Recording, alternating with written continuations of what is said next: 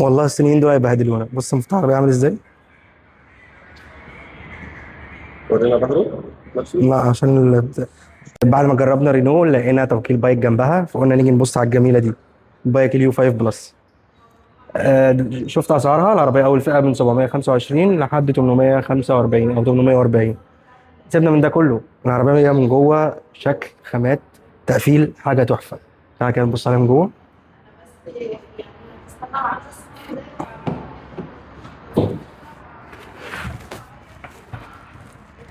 اللي انت عايزه موجود، حرفيا كل اللي انت عايزه موجود.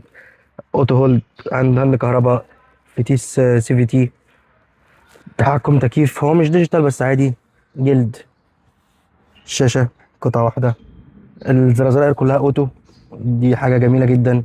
الكرسي لوحده تحفة تحفة تحفة تحفة. مساحات العربية ممتازة جدا. شوف المساحات ورا.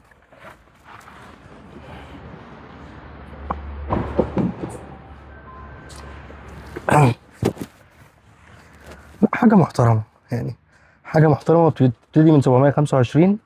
مفيش عربية بتقدم الكلام ده كله بالسعر ده خالص خالص. يعني عربية مستوى الجودة فيها ممتازة ممتازة. عايز تطلع على طريقة الجرب دي. ماتيريال الجلد لا لا جميلة، والأبواب برضو، تقفيل الباب لما بتيجي تقفله كده بتسمع صوته حاجة محترمة.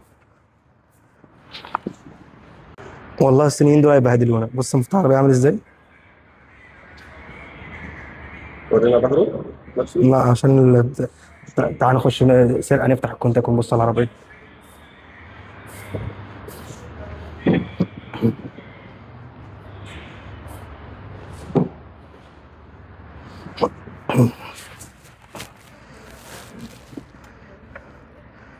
يا سلام، يا جميل. مش فاتح الكونتاك. ماشي. مفيش اندرويد اوتو ولا ابل كار بلاي.